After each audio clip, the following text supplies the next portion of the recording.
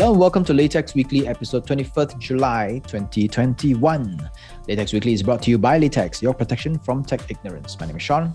This week's news, it's Bezos' turn to go to space. The thing about being second, it's that it's no longer something to rave about. Amazon and Blue Origin CEO Jeff Bezos just took off to space with 3 other passengers, including his brother.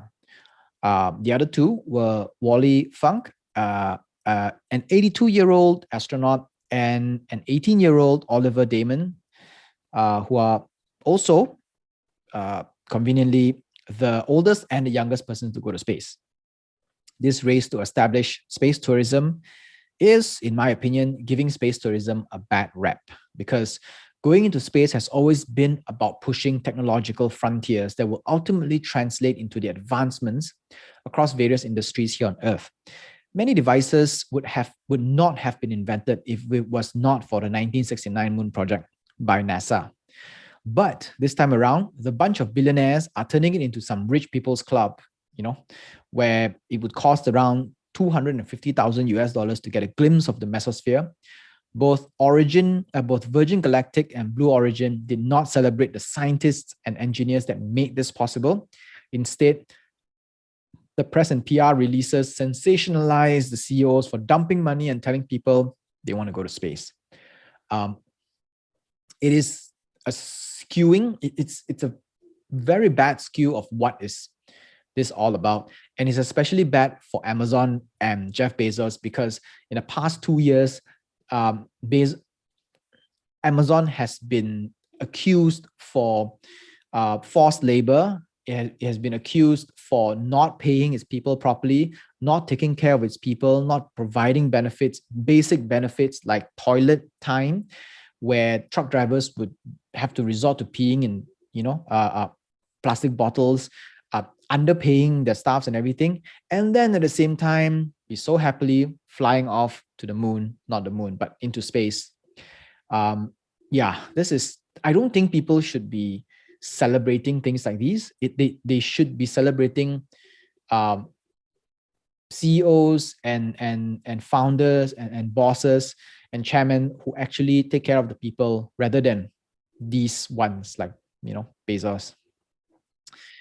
All right, rant over. Steam Deck is the console we all need.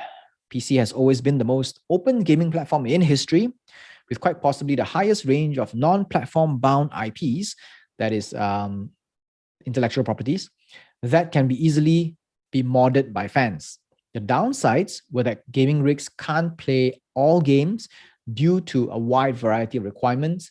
We all know that when we play games, and PCs are more expensive to buy and own and operate than PlayStation or Xbox. That is all about to change with Valve's new gaming console, Steam Deck, that runs Windows 10, and according to the makers, is able to play all the most power-hungry games in the Steam marketplace today, which includes all the ray tracing ones as well. The best thing about it is that it only costs a little more than a Nintendo Switch. Yes, for about a little under 2,000 ringgit, you can get a Steam Deck that can play all the best Windows games in the world today. That, if you don't think that is the most amazing thing to happen in a PC/console gaming world, I don't know what else is. So for that price, you get 1 million more games than the Switch can offer, and it comes with a 7-inch touchscreen, joysticks, and buttons on both sides, and also trackpad for better aiming when joysticks won't cut it. Now that is when you know when a device is built by gamers.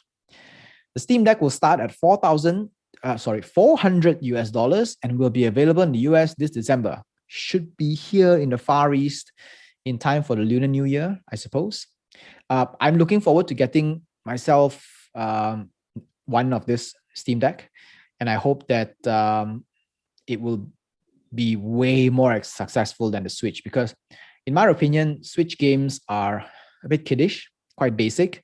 It's not AAA title type. Even in my opinion, well, this is my personal opinion, even to me, Legend of Zelda has really is very, very overrated. It doesn't hold up to its AAA title standard. Microsoft brings PC to the cloud. Microsoft will be introducing Windows 365, a service that will let businesses access cloud PCs from anywhere, streaming either Windows 10 or 11 from a web browser. This access can be done via any operating system from Macs, Linux, and Android devices. As long as you have a browser, you can access. Users can even pick up where they left off because the state of the cloud PC will remain the same even when users switch off their devices. So it updates live. Microsoft says as long as our internet can stream video, it will be able to run Windows 365 seamlessly. But if Microsoft's track record with the cloud is any point of reference, mileage may vary by a lot. This format is suitable for businesses that hire contract workers who need temporary access or remote workers. Gaming isn't an option, in case you're wondering, with this virtual OS. Miri police destroys crypto mining rigs. Lawyat.net reported that police force in Miri, Sarawak here in Malaysia, seized and steamrolled 5.3 million ringgit Malaysia's worth of crypto mining hardware early this week. Crypto mining isn't illegal in Malaysia, but the 8 individuals were said to be stealing electricity directly from Sarawak Energy Berhad. Don't piss off the big guys. 6 of the 10 individuals were also charged and fined up to 8,000 ringgit and jailed for up to 8 months. More iPhone leaks. Mark Gurman from Bloomberg dropped some leaks a few days ago on the upcoming iPhone lineup. They include an always-on display, 120 Hz refresh rate, smaller screen notch, and the usual video recording upgrades. The first 2 features are already in Android devices for years now, and the smaller notch may be attributed to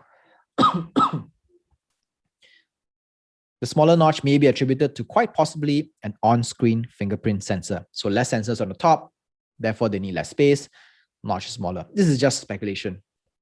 We don't know. I'm just putting one and one together. There would also be redesign updates on the new MacBook Pros coming early next year, which they say will look much like an iPad, which will be equipped with mini LED screens. Finally, mini LED screens coming to MacBooks. Looking forward to these new leaks coming. I don't think there will be much visual changes on the iPhones because it is supposed to be an S year. So we don't even know if it's going to be called iPhone 13. It could be iPhone 12s. And same boring design, but iPhone people will still buy.